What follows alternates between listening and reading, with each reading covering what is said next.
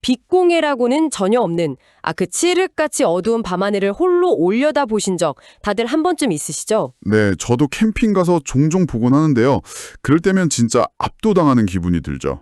맞아요. 시야를 꽉 채우면서 쏟아질 듯 빛나는 은하수 아래 서면 솔직히 인간은 그저 우주의 아주 작은 먼지 한 톨에 불과하다는 그런 무력감마저 느끼게 되거든요. 그러니까요. 그 거대한 스케일 앞에서는 한없이 작아지기 마련입니다. 그런데 말이죠.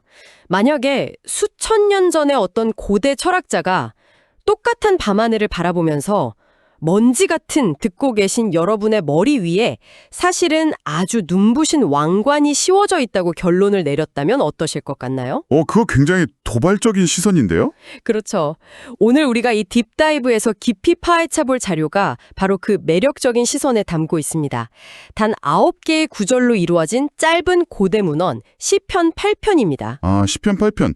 고대의 텍스트라고 하면 보통 우주의 탄생이라던가 아니면 신들의 거대한 전쟁 같은 엄청난 스케일의 서사를 기대하기 마련이잖아요? 네, 그렇죠. 스케일이 막 우주적이고. 그런데 이 짧은 문헌은 단순히 우주가 얼마나 거대한지를 나열하는 데 그치지 않거든요.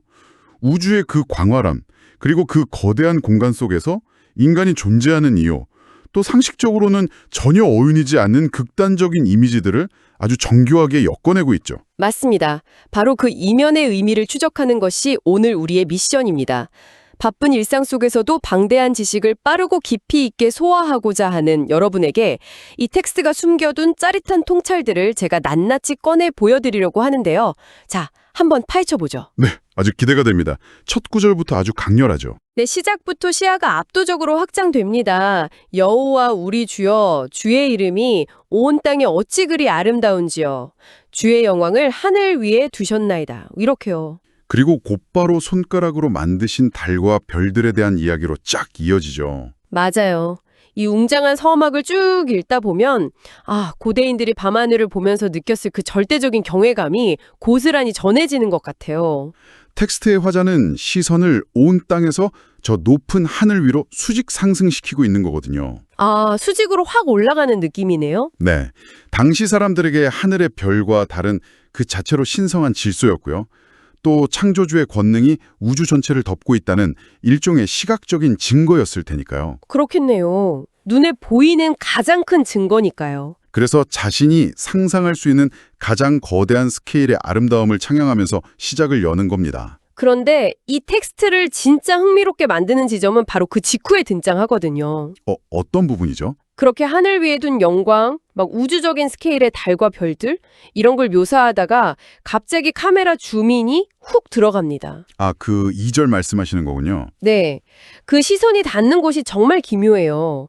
거대한 우주 이야기 한가운데 어린아이와 젖먹이의 입으로 말미암아 권능을 세우신다. 이런 묘사가 딱 등장하거든요. 진짜 극적인 전환이죠. 솔직히 처음 이 부분을 읽었을 때는 이거 문맥이 잘못 끼어 들어간 게 아닌가 싶을 정도로 되게 이질적이었습니다. 아주 날카로운 지적이십니다.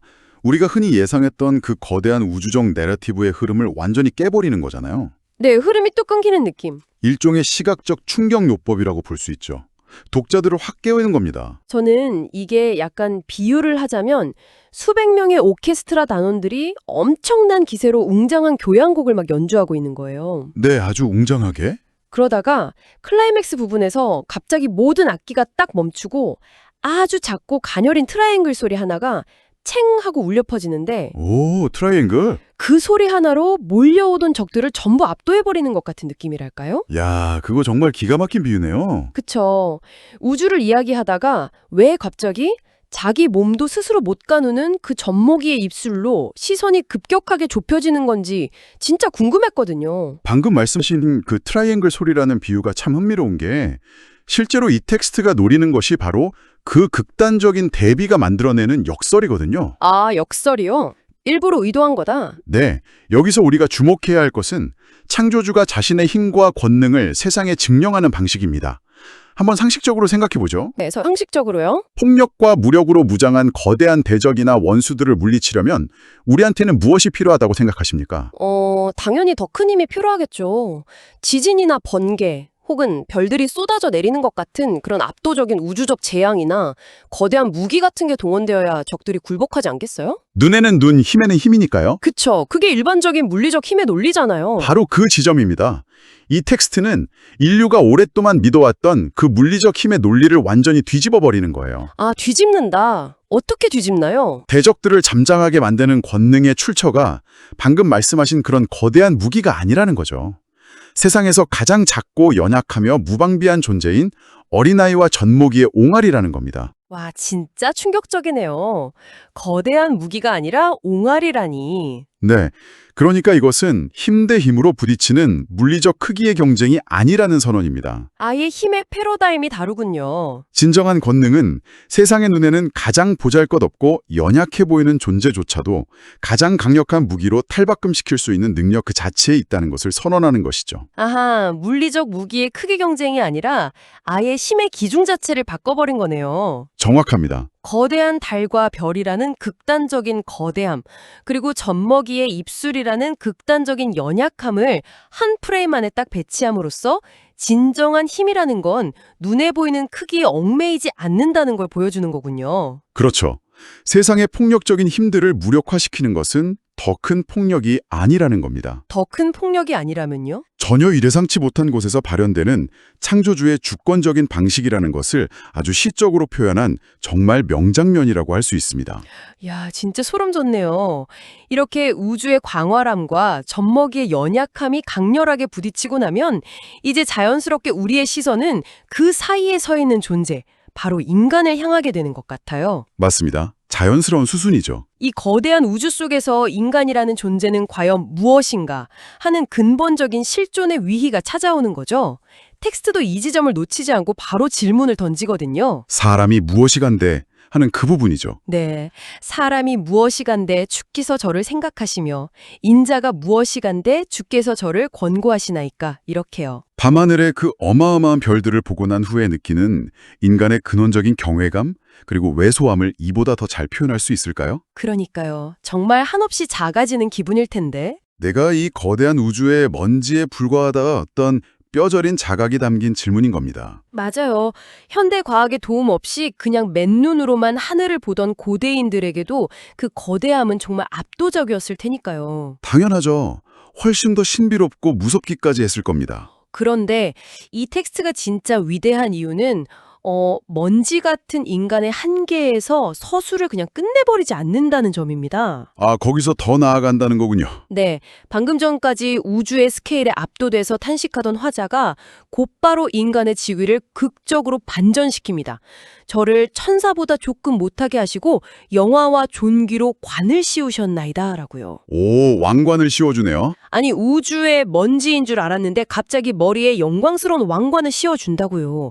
이게 말이 되나요? 정말 드라마틱한 반전이죠. 창조주가 그 넓고 넓은 우주에서 하필 한낱 인간을 끊임없이 주시하고 돌보며 심지어 왕관까지 내어준 자는 이 역설이 도대체 어떻게 성립될 수 있는 건가요? 이 역설을 제대로 이해하시려면 이 텍스트가 기록될 당시, 그러니까 고대 근동지방의 역사적이고 문화적인 배경을 살짝 들여다볼 필요가 있습니다. 아, 당시의 배경이요? 네, 이것을 알게 되시면 이 구절이 얼마나 혁명적인 선언이었는지 단번에 깨닫게 되실 겁니다. 오, 궁금한데요. 어떤 배경이죠? 고대 사회에서 영화와 존귀의 관을 쓴 존재, 혹은 신의 형상을 닮은 대리자라는 이런 엄청난 칭호는 오직 단 한 부류의 사람들에게만 허락되었습니다. 딱 한 부류요? 혹시 왕이나 파라오 같은 절대 군주들 말인가요? 아, 정확히 짚으셨습니다. 당시 제국들의 세계관 속에서 평범한 인간들은 그저 신들을 부양하기 위해 창조된 일종의 노예나 일꾼에 불과했거든요. 와, 그냥 노예나 일꾼이요. 네, 신의 영광을 반영하는 고귀한 존재는 오로지 통치자 한 명뿐이었죠.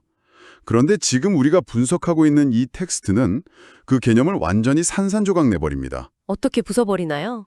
특정한 지배자나 왕족 한 명이 아니라 사람, 즉 인간이라는 종 전체가 천사보다 조금 못한, 그러니까 신적 존재 바로 언저리에 닿아 있는 고귀한 위치를 부여받았다고 선언해버리는 겁니다. 와, 대박이네요.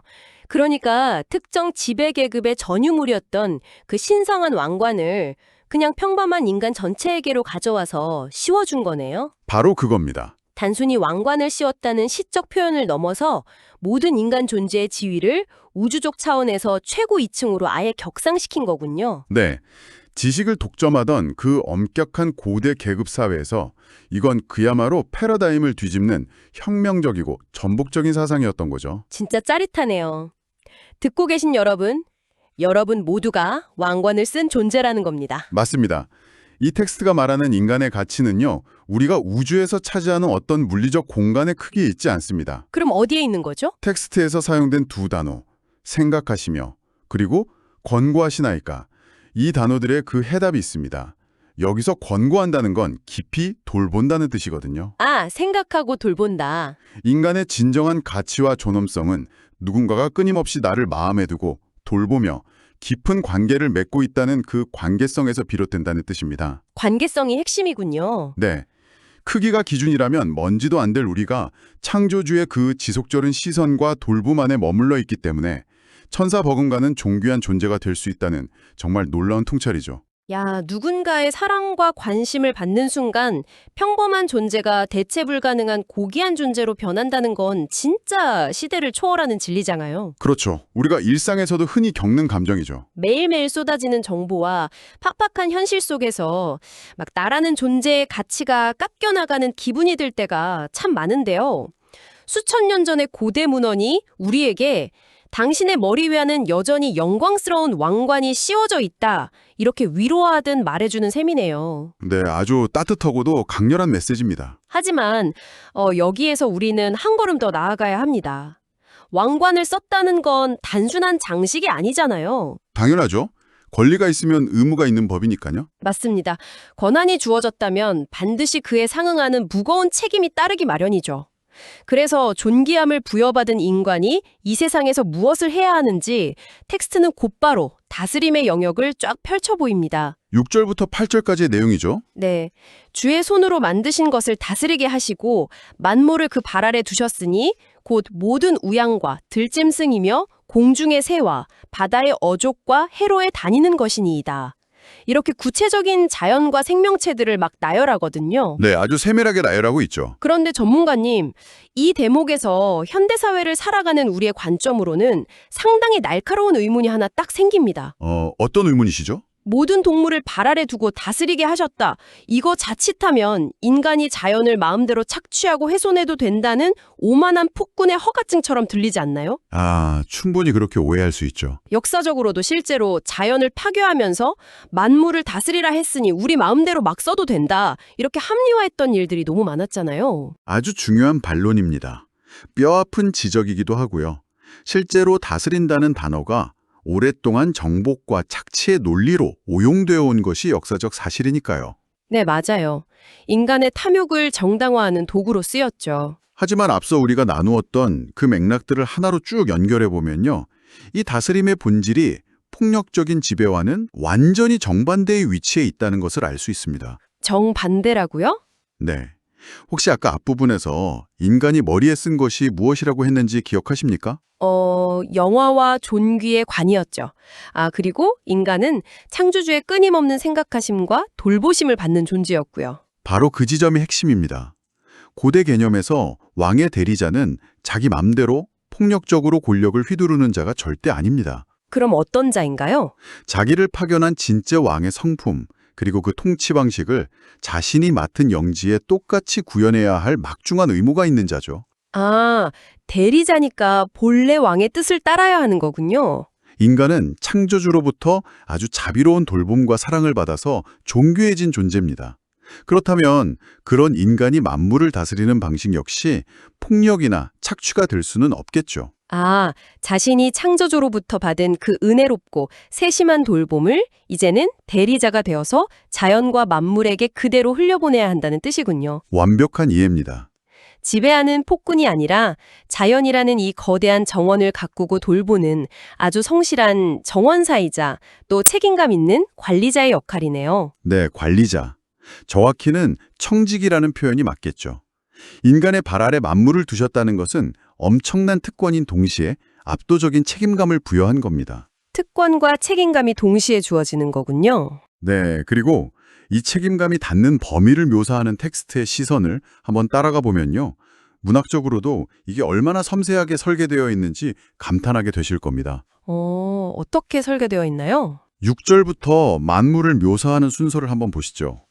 처음에 모든 우양, 그러니까 인간과 가장 가까이에서 살아가는 가축인 양과 소를 언급하네요. 네. 인간과 가장 가까운 곳이죠. 그러고 나서는 인간의 통제권 밖에 있는 야생의 들짐승으로 범위가 쫙 넓어지고요. 그 다음은 시선이 위로 향해서 공중의 새를, 마지막으로는 다시 가장 깊은 곳으로 훅 내려가서 바다의 물고기와 해로에 다니는 것들을 묘사합니다. 맞습니다. 시선이 우리 삶의 가장 가까운 곳에서 시작해서 들판으로 평행 이동을 합니다. 그러고는 다시 하늘 저 꼭대기로 확 올라갔다가 심해 깊은 바다까지 곤두박질치듯 뻗어나가죠. 와, 진짜 시선이 위아래 양옆으로 다 움직이네요. 온 세상을 수직과 수평으로 완벽하게 관통하면서 훑어내는 파노라마 같은 시선인 겁니다. 하늘 꼭대기부터 바다 밑바닥까지 이 지구라는 공간의 그 어떤 층위도 인간의 관리와 돌봄의 책임에서 결코 벗어날 수 없다는 것을 시각적으로 선언하고 있는 셈이죠. 와, 텍스트의 설계가 정말 치밀하네요. 그냥 막 나열한 게 아니었군요. 고도의 문학적 장치입니다. 처음에는 밤하늘 우주의 그 거대함에 취해 있다가 연약한 아기에게서 진짜 힘을 발견하고 또 내가 쓴 왕관의 무게를 깨닫더니 이제는 저 깊은 바다 밑바닥까지 내 시선과 책임이 닿아야 한다는 걸 깨닫게 되었습니다. 아주 긴 여정이죠. 네, 짧은 텍스트 안에서 정말 롤러코스터 같은 사유의 여행을 한 기분인데요. 그런데 이 역동적인 시선의 여행이 깊은 바다에서 그냥 딱 끝나는 게 아니라는 점이 놀랍습니다. 마지막 구절 말씀이시죠? 네, 텍스트의 마지막인 구절을 보면 화자는 다시 출발했던 그 자리로 돌아오거든요. 여호와 우리 주여 주의 이름이 온 땅에 어찌 그리 아름다운지요. 이렇게 이 텍스트를 여는 1절의 문장과 완전히 동일한 문장으로 마무리가 됩니다. 문학에서는 이런 구조를 수미상관 혹은 인클루지오라고 부릅니다. 시작과 끝을 같은 텍스트로 딱 감싸서 구조적인 안정감과 통일성을 주는 기법이죠. 네, 양쪽 끝을 딱 맞춘 거네요. 그런데 텍스트의 형태는 똑같을지 몰라도요. 이 시를 처음부터 끝까지 쭉 다 읽고 난 뒤에 맞이하는 이 마지막 문장은 처음 1절에서 읽었을 때와는 전혀 다른 울림을 주게 됩니다. 아, 그게 무슨 뜻인지 저 이제야 명확히 알 것 같아요. 오, 어떻게 다가오시나요? 처음 1절에서 이 문장을 마주했을 때는 솔직히 그저 물리적인 웅장함에 압도당하는 느낌이었거든요. 야, 하늘의 별이 참 아름답네? 이런 느낌이죠. 네, 딱 그거요. 야, 세상 참 거대하구나. 이런 되게 평면적인 감상이었죠. 하지만 우주의 먼지 같은 나에게 씌워진 그 왕관의 의미, 그리고 연약함이 폭력을 이기는 역설, 네. 거기다 양떼부터 심해의 물고기까지 온 생태계를 품고 돌보아야 하는 정원사로서의 묵직한 책임감까지 다 겪고 나니까요. 이 마지막 구절에서 반복되는 똑같은 찬양은 단순히 풍경이 아름답다는 1차원적인 감탄이 아니네요. 그럼 어떤 감탄으로 바뀌었나요? 거대한 것과 작은 것, 강한 것과 약한 것이 빚어내는 이 엄청난 역설들을 한치의 오차도 없이 조화롭게 묶어낸 그 섭리에 대한 묵직한 경외감으로 다가옵니다. 방금 아주 정확하게 설명해 주셨는데요. 그 감정의 변화가 바로 이 고대 문헌의 저자가 수천 년의 시간을 뛰어넘어서 오늘날의 우리에게까지 전달하고자 했던 가장 핵심적인 메시지일 겁니다. 아, 감정의 변화 자체가 메시지다. 우주적 스케일 속에서 인간의 미미함을 인정하는 겸손함, 동시에 창조주의 돌봄으로 왕관을 쓴 존귀한 존재라는 당당함, 그리고 이 세계를 착취가 아닌 사랑과 책임으로 돌보아야 한다는 소명의식까지 이 모든 것이 단 9개의 구절 안에 완벽하게 응축되어 있는 것이죠. 와, 정말 대단한 통찰입니다. 정보가 막 폭우처럼 쏟아지는 복잡한 현대를 살아가면서 우리는 종종 자기 존재의 좌표를 잃어버리곤 하잖아요. 네, 자주 길을 잃죠, 사실. 내가 우주의 먼지처럼 무가치하게 느껴져서 막 끝없이 우울해지거나 아니면 반대로 내가 세상의 주인이라도 됐냥 오만해져서 타인이나 자연을 막 함부로 대하기도 하거든요. 극단으로 치닫기 쉽습니다. 하지만 오늘 우리가 이 텍스트를 다각도로 해체하고 분석해 본 것처럼 스스로의 가치를 겸손한 먼지이자 동시에 왕관승 관리자라는 이 두 가지 거울에 동시에 비춰보는 훈련이 우리에게 얼마나 필요한지 깊이 깨닫게 되네요. 텍스트가 주는 아주 실용적인 교훈이기도 하죠. 오늘 우리가 함께 나눈 이 깊고 넓은 통찰을 바탕으로 지금 이 딥다이브에 동행하고 계신 여러분에게 마지막으로 묵직한 질문 하나를 남기고 싶습니다. 네네, 아주 좋은 마무리가 될 것 같네요. 수천 년 전의 텍스트는 여러분에게 들짐승과 바다 깊은 곳의 생명체들, 즉 이 세상 모든 만물을 다스리고 돌볼 권한을 주었다고 말합니다. 그렇다면 오늘날 여러분은 과연 여러분의 발 아래에 있는 이 자연과 일상 속의 수많은 관계들을 이 텍스트가 여러분의 머리에 씌워준 그 영화와 존귀라는 왕관의 품격에 걸맞게 대하고 계십니까? 무거운 질문이네요. 아니면 그저 나의 얄팍한 편의를 위해서 한 번 쓰고 버리는 일회용품처럼 가볍게 소비하고 착취하고만 계십니까? 먼지인 동시에 우주적 통치권자인 여러분. 여러분의 머리 위에 씌워진 그 보이지 않는 왕관은 지금 세상 속에서 어떤 빛을 내고 있나요? 오늘의 딥다이브는 여기서 마칩니다. 일상 속에서 여러분만의 답을 꼭 한번 찾아보시길 바랍니다.